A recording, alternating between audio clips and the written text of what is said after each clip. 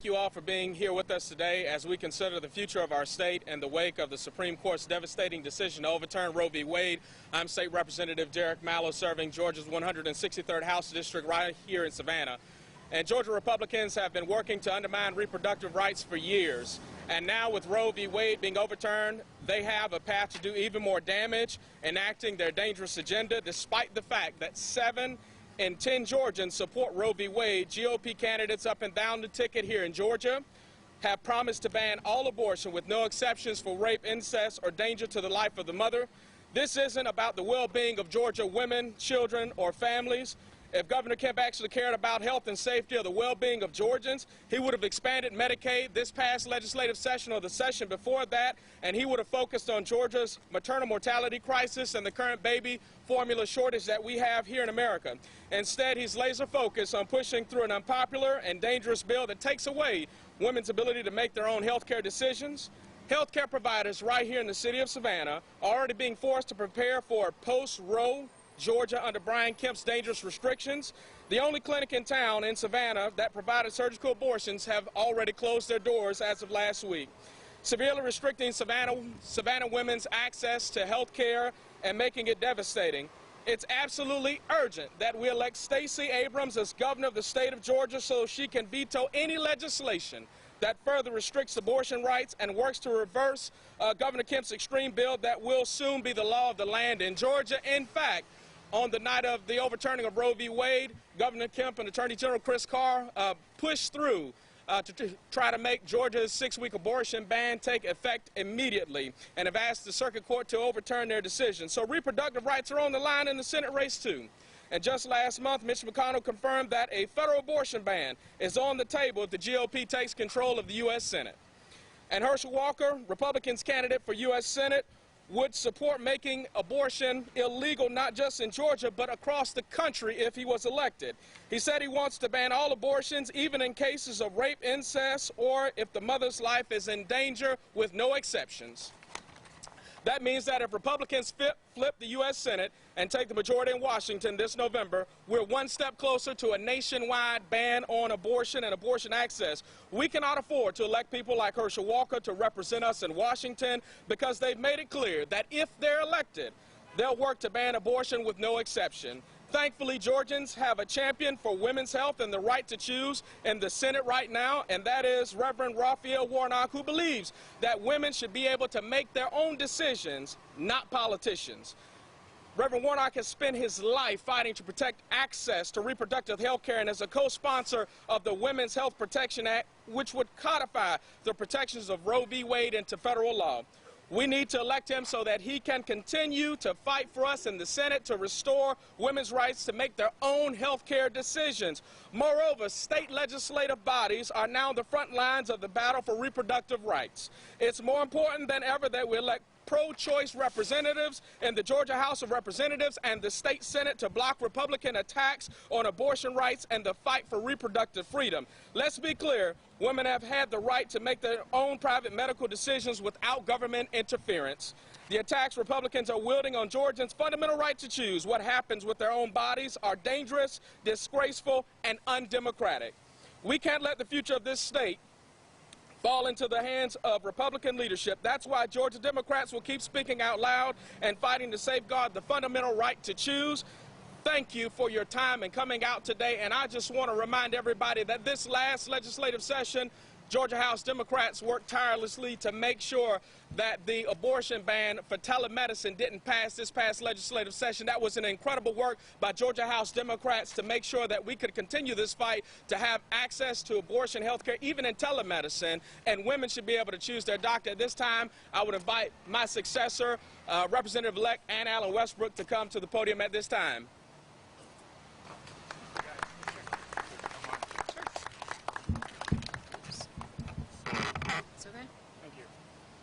Good morning. Thank you. I'm Ann Allen Westbrook, Democratic candidate for Georgia House District 163. The Supreme Court's decision to overturn Roe v. Wade will jeopardize the health care of millions of women all around the country. Republican politicians are already pushing forward on their long-held goals to strip health care protections from women by restricting access to abortion. Over a dozen states have already banned or heavily restricted abortion, and Republican politicians in several more states are planning to do so soon. As we speak, Governor Brian Kemp and Attorney General Chris Carr are currently using the powers of their offices to make Kemp's 6-week abortion ban, which has been held up in court since 2019, the law of the land. And they haven't ruled out taking abortion restrictions even further, potentially taking action to put women seeking abortion and the doctors who provide them care in jail. If the governor's extreme abortion ban becomes law, abortion will be banned before most women even know they're pregnant.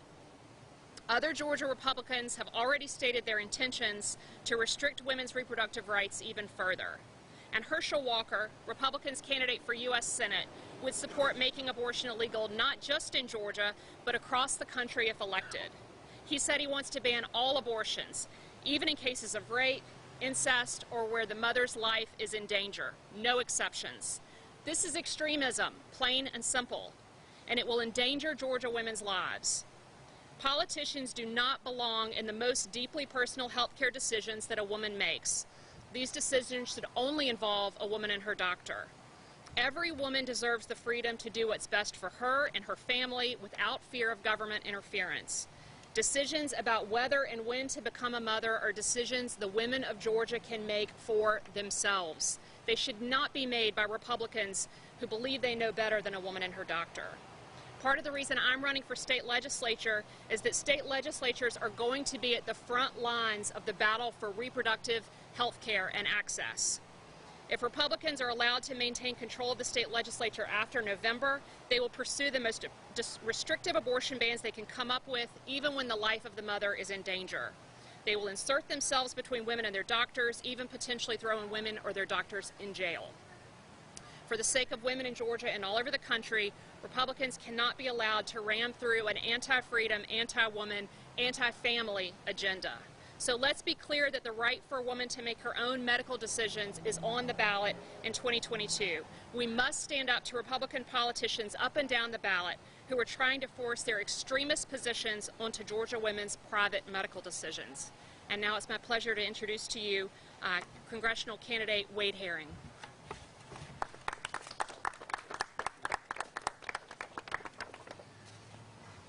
Thank you. My name is Wade Herring, and I am a candidate for Congress here in Georgia's 1st District.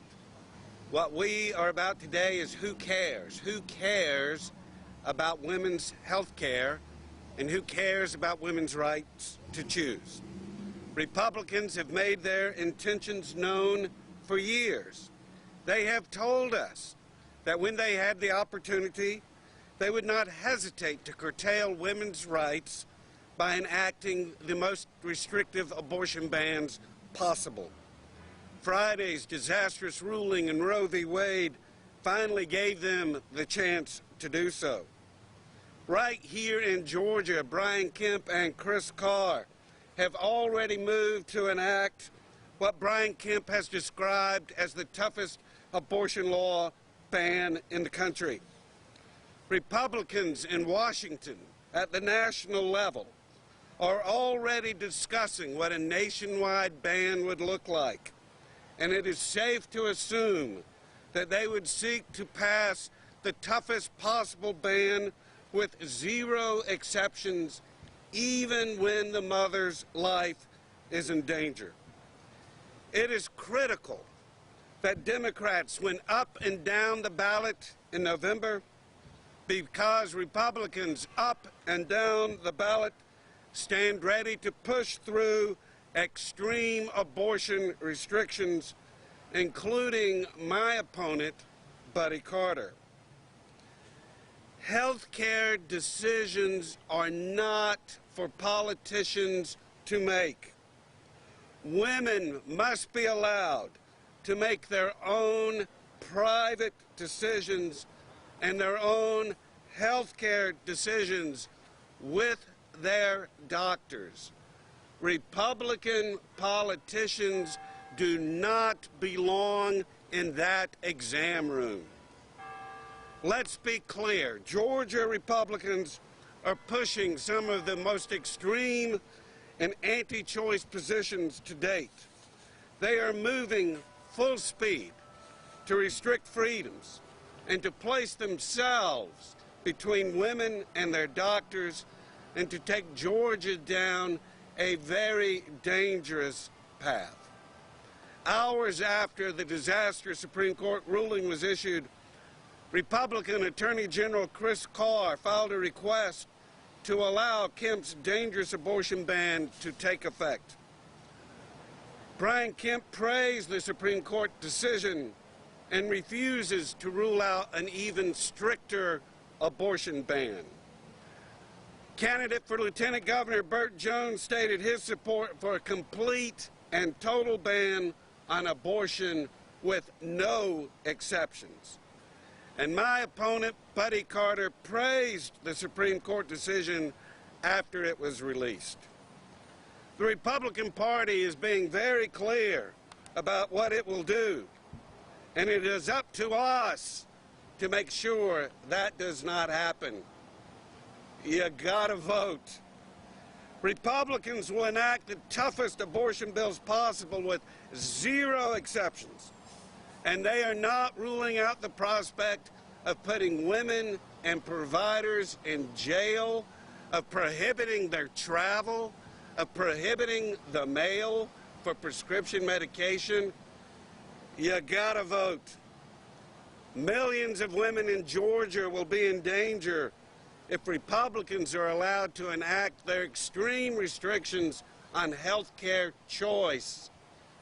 You gotta vote. It's crucial that we elect people who will uphold a woman's right to make her own decisions, people who care about women and their health care and their right to decide. It's in the state capitals, it's in the governor's mansion, it's in the Congress, it's up and down the ballot.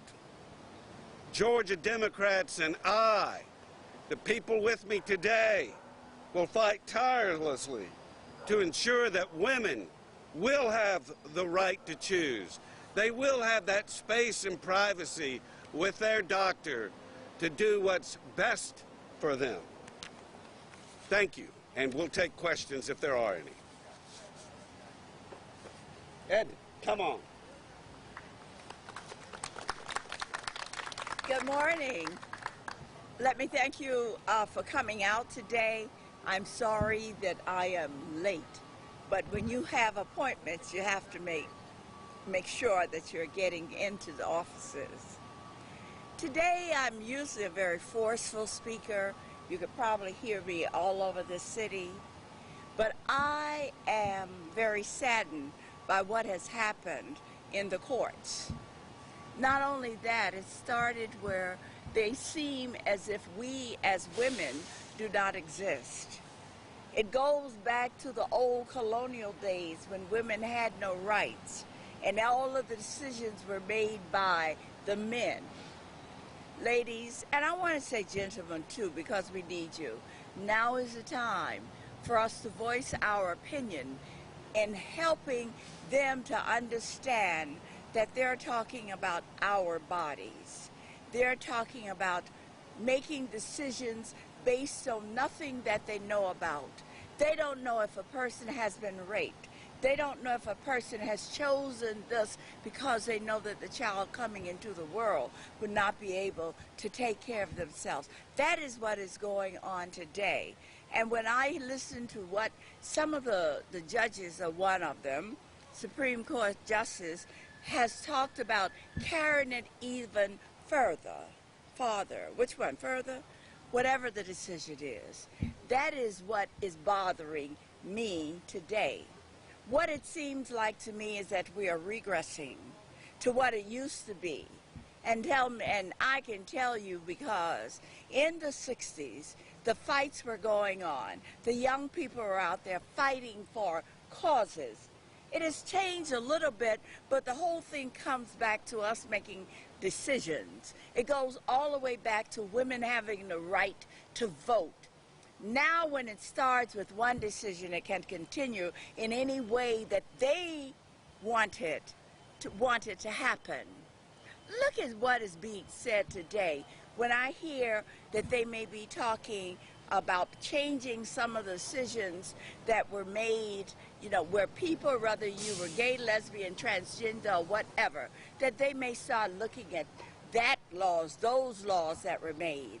It always started with one decision, and the Supreme Court decision is the place, that is the group that has put this out into our community. We're human beings. We have a brain.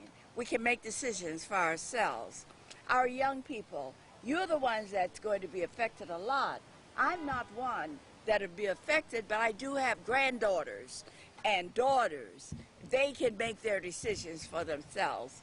I ask all of you here in the media that is here today, put this on the air and let people know that the fight continues, that it goes on. But the one thing that we have to do is to get this message out to women, not only to women. Men, we have to depend on you now.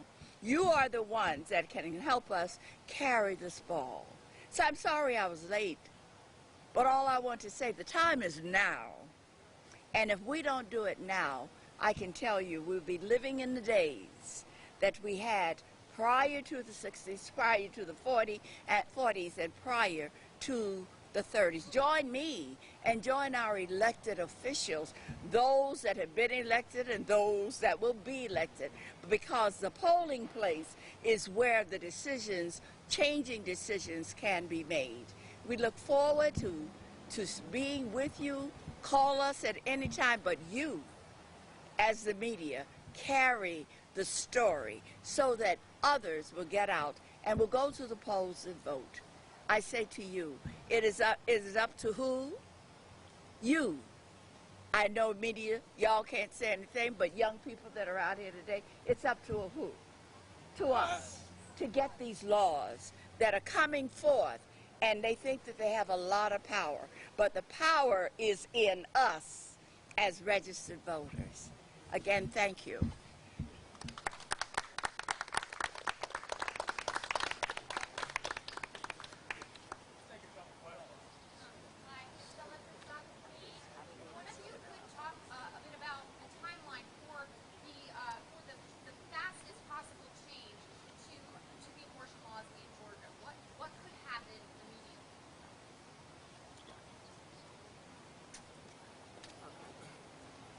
The fastest and most immediate change would be to give Georgia Democrats control of the State House, the State Senate, and the Governor's office. We convene the second Monday in January in 2023, and if we are the majority party and we control the Georgia House and the Georgia State Senate and the Governor's office, we would be able to fast track and move legislation through the legislative process, have it crossover on crossover day, and move it forward immediately to pass in the Senate and to the governor's desk for Stacey Abrams' signature so that we can overturn this 6-week abortion ban here in the state of Georgia.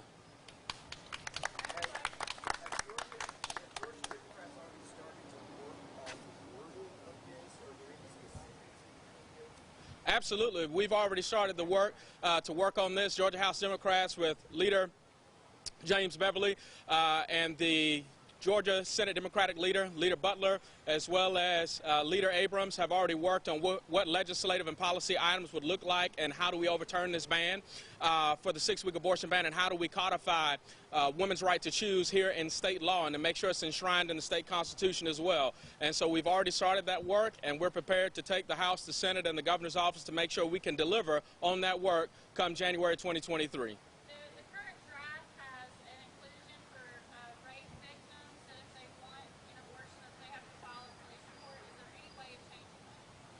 Not until Georgia House Democrats control the House, the Senate, and the governor's office, because Georgia Republicans have enshrined that into the law that it passed in 2019, and Attorney General Carr is pushing that legislation to be enacted by the circuit court right now. And so we must make sure that we control the House, the Senate, and the governor's office to overturn bans that are included in that legislation so that we can make sure that a woman has the right to choose no matter what their situation is, because none of us are doctors and physicians, and we trust that you can make that decision as best with your doctor inside of your doctor's office, and that physician room is too big for you, your doctor in the state of Georgia, and the United States of America to be in there, and so it should just be the two of you to make that decision.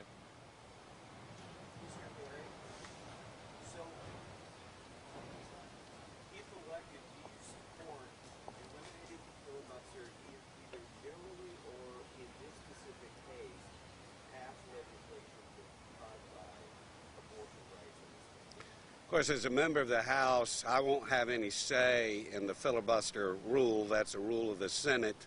But it does seem to me that as currently in place, the filibuster rule has been abused, and it's become a tool of the minority to overrule the will of the majority.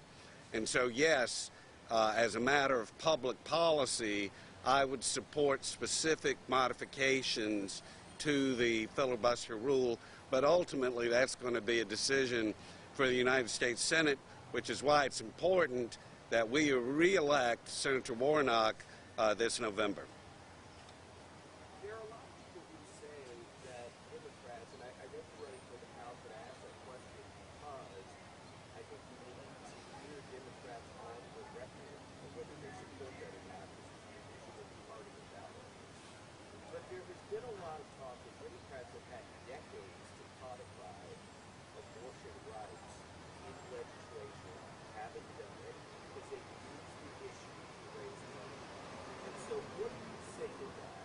And hard truth of now here we are, and is there a hard effort now to Well, what I would say to that is, look, there are three equal branches of government.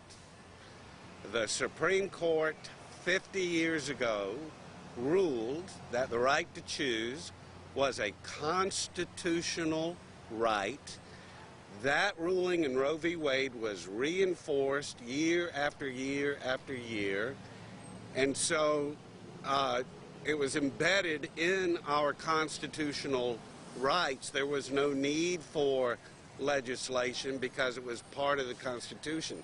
For the Supreme Court now to reverse 50 years of well-established law after, by the way, the nominees said during their hearings that they would support well-established law is simply unprecedented. So I reject the idea that there should have been a legislative fix when we already had a constitutional fix. But have Democrats been naive about that? Because I don't think anyone really thought that the justices would do it. Or if it did, that was naive. And the Republicans have been making a long play for almost 50 years to get control of the voting rights. So has it been naive on the part of Democrats not to solidify it in the law legislatively? I don't think trusting in the law and trusting in the Constitution is ever naive. I do think we Democrats have gotten a wake-up call that our rights are on the line and that we've got to fight to preserve those rights and reenact those rights. I do think that wake-up call is loud and clear. And I would like to add, For the right, it seems like for the last 20, 30 years, the moderates have been sort of running things and keeping the more radicals in the fringes. Is there enough fire in the belly to go ahead with the fight as it needs to be taken? I mean, you're going to do that? You have that kind of fire in your belly at this point, or no? I think everybody you heard from today has got the fire in the belly. Our Constitution is on the line. Our freedom is on the line. What's important to families is on the line. When we talk about health care for women, we're talking about issues that are important around that kitchen table for families. That's what we're talking about. Yes, we've got the fire in the belly. What can be done before January for the women in Georgia who might be impacted by these laws and the medical risks like happening? Are there any plans to work with mediate this situation like that within the Constitution? Well, several district attorneys here in the state of Georgia have already said that they will not prosecute. So there's all that work has already started. Yes.